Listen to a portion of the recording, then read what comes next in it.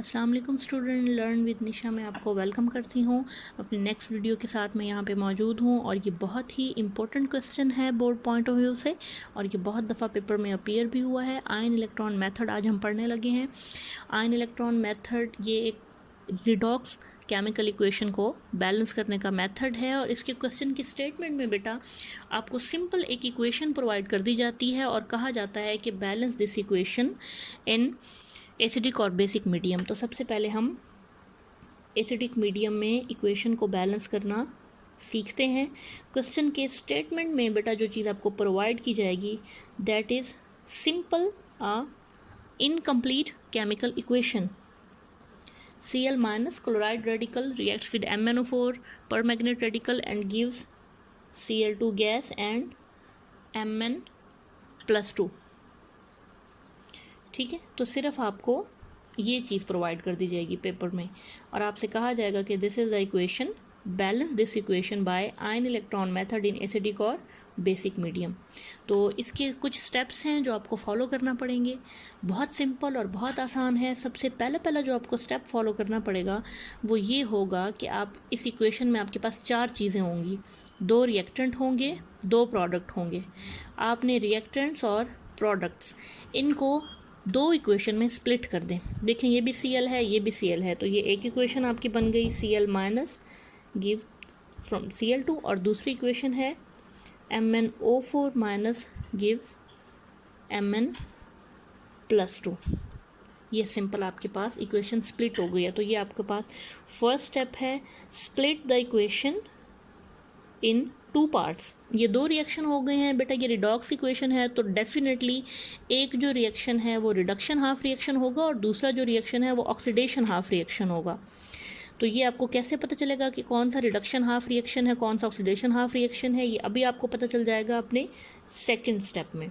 Second step में आपने क्या करना है कि हर एलिमेंट के ऊपर आपने उसकी ऑक्सीडेशन स्टेट मेंशन करनी है।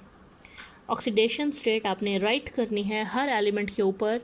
इक्वेशन में Cl-1 तो बेटा ऑलरेडी आपके पास मेंशन है।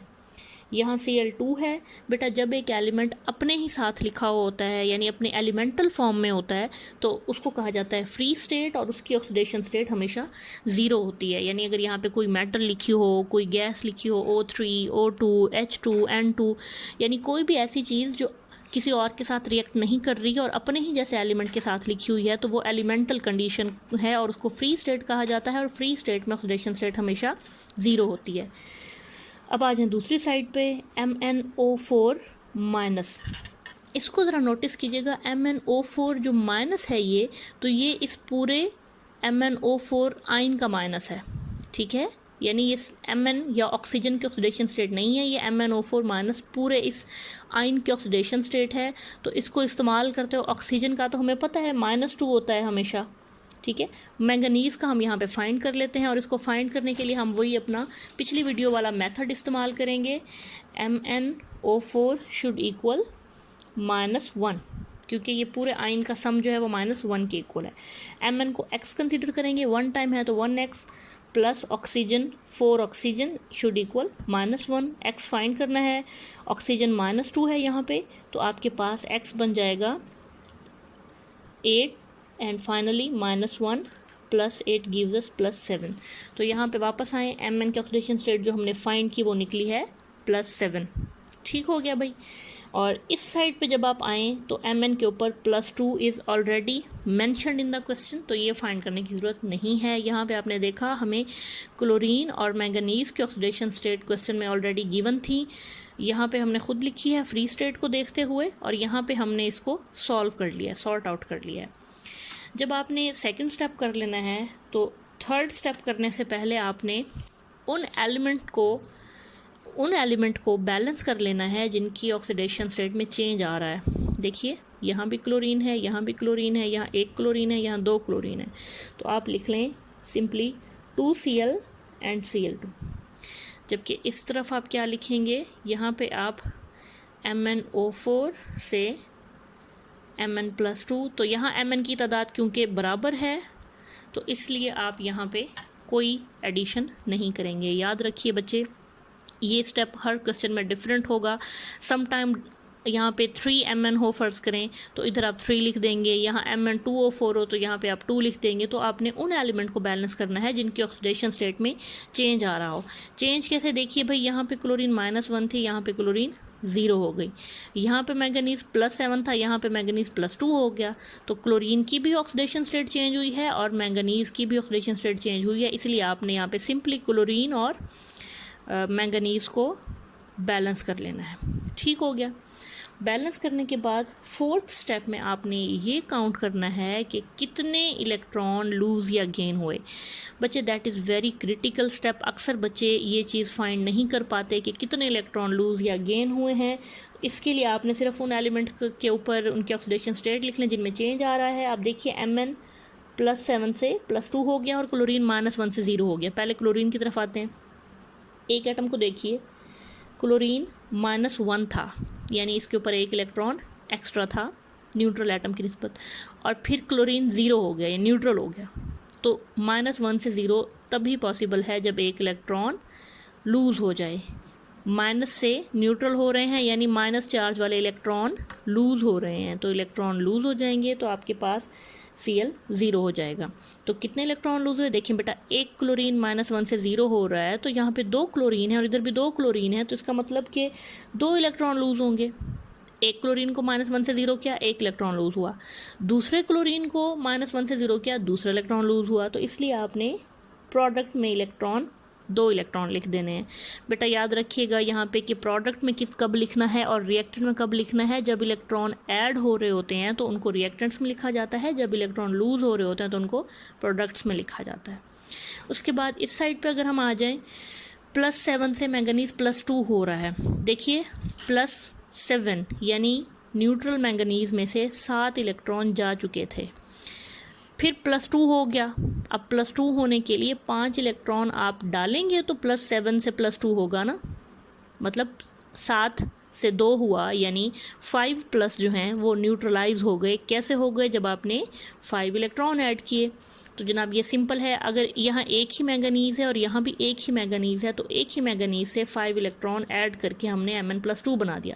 सपोज़ अगर यहाँ पे भी Mn2 होते, यहाँ पे भी Mn2 होते, तो फिर हमें 10 इलेक्ट्रॉन ऐड करने पड़ते, 5 फॉर ईच मैंगनीज़। ये स्टेप डिफरेंट होगा हर क्वेश्चन में। तो अब क्योंकि ऐड हो रहे हैं इलेक्ट्रॉन, इसलिए इनको आप रिएक्टेंट्स में लिख दें जी 5 इलेक्ट्रॉन। ठीक हो गया।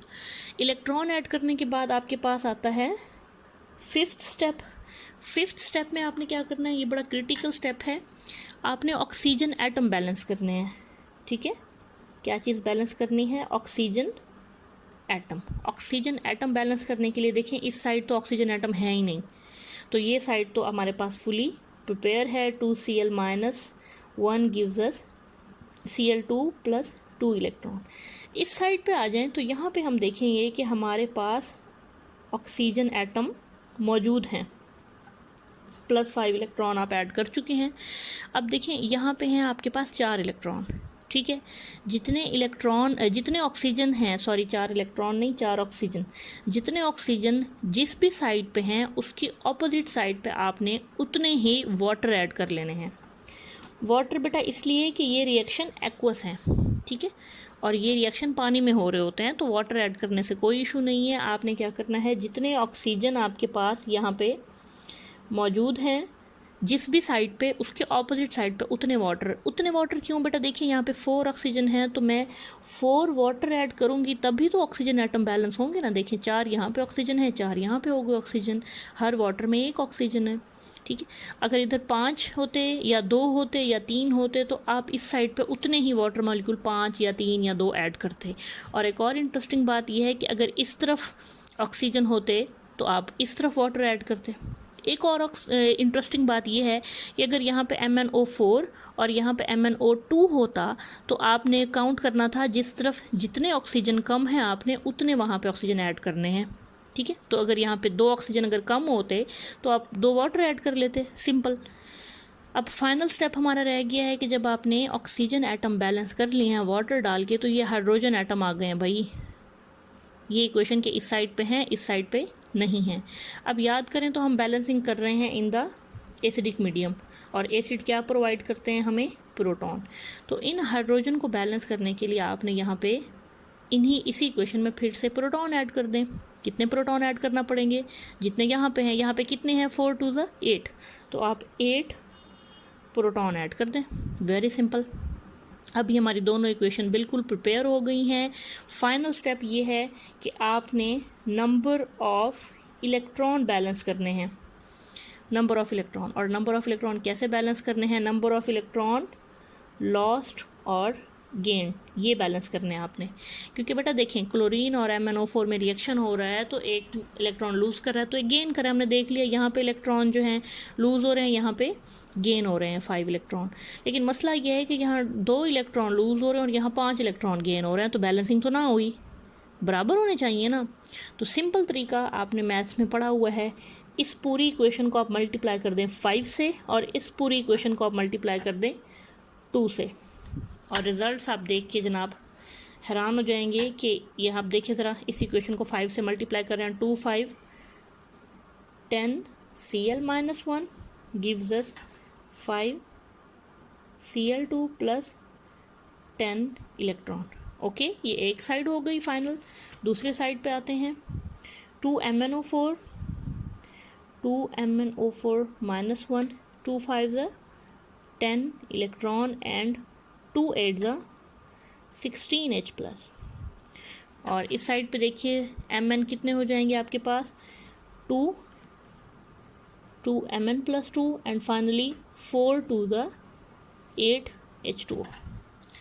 अब आपके पास देखिए, यहाँ आपके पास 10 इलेक्ट्रॉन लूज़ हो रहे हैं, तो यहाँ आपके पास 10 इलेक्ट्रॉन गेन हो रहे हैं। तो आपने देखा, आपने लॉस्ट और गेन इलेक्ट्रॉन को किस तरीके से जो है इक्वलाइज कर लिया है। सपोज दैट अगर यहाँ पे 2 इलेक्ट्रॉन और यहाँ पे 3 होते तो इस साइड को 3 से और इस साइड को 2 से मल्टीप्लाई कर देते। तो ये आपने हर क्वेश्चन में इस हिसाब से करना है कि जो नंबर होंगे उनको किस तरीके से आपने बैलेंस करना है। एंड सपोज दैट अगर यहाँ 2 इलेक्ट्रॉन और यहाँ 1 इलेक्ट्रॉन होता तो फिर आपने सिर्फ इसी साइड को मल्टीप्लाई करते 2 से। चलें, अब फाइनली आप इन इक्वेशन को ऐड कर लें। इक्वेशन को ऐड करने का तरीका ये होता है बच्चे कि आपने एक इक्वेशन के रिएक्टेंट्स लिखें, 10 Cl minus gives us 5 Cl2 and 10 electron. अब दूसरी इक्वेशन लिखते हुए उसके रिएक्टेंट्स के नीचे दूसरी इक्वेशन के रिएक्टेंट्स लिखें, 2 MnO4 minus 1 plus 10 electron plus 16H plus and gives us 2 Mn plus 2 plus 8H2। इनको ऐड करने के लिए आपने सारे रिएक्टेंट और सारे प्रोडक्ट तरतीब में नीचे लिख देने हैं। एक इंटरेस्टिंग बात नोट कीजिए, अगर कोई चीज़ दोनों साइड के रिएक्टेंट्स में सेम हो तो आपने उसके कोफिशिएंट को ऐड कर लेना है, ठीक है। अगर कोई चीज़ दोनों के प्रोडक्ट में सेम हो तो आपने उसी के कोफिशिएंट्स को ऐड कर लेना है। लेकिन अगर कोई चीज़ सेम एक तरफ रिएक्टेंट में और दूसरी तरफ प्रोडक्ट में हो तो वो कैंसिल हो जाएगी। अब जैसे 10 इलेक्ट्रॉन यहाँ प्रोडक्ट में है और 10 इलेक्ट्रॉन यहाँ रिएक्टेंट में है, तो ये कैंसिल हो जाएंगे। अगर ये दोनों रिएक्टेंट में होते तो ऐड हो जाते दोनों, और अगर ये दोनों प्रोडक्ट में होते तब भी दोनों ऐड हो जाते। ये चीज़ आपको फेस करना पड़ेगी। सम टाइम यहाँ भी वाटर मॉलिक्यूल होंगे, यहाँ भी होंगे, तो वो कैंसिल आउट हो जाएंगे। लेकिन अगर दोनों वाटर मॉलिक्यूल एक ही साइड पे होंगे फिर वो ऐड हो जाएंगे। तो फाइनल इक्वेशन क्या बनी? 10 Cl-1 plus 2 MnO4 minus 1 and 16H plus, और इससे हमें क्या मिला? 5 Cl2 plus 2 Mn plus 2 and plus 8 water. तो this is the final balanced equation. इसमें आपको बेटा सिर्फ आप ये स्टेप्स करते जाएंगे, आप इसको लिखने की भी ज़रूरत नहीं होगी, सिर्फ इसको परफॉर्म करते जाएंगे तो आप कंप्लीट मार्क्स अचीव कर लेंगे। तो आज हमने पढ़ा है आयन इलेक्ट्रॉन मेथड जो है एसिडिक मीडियम में। नेक्स्ट वीडियो में इंशाल्लाह बेसिक मीडियम में हम इसको पढ़ेंगे। आप इसको पूरी वीडियो को ज़रूर सुनिएगा, अपने फ्रेंड्स को रिकमेंड कीजिएगा, पेज को लाइक और सब्सक्राइब भी ज़रूर कीजिएगा। Best of luck.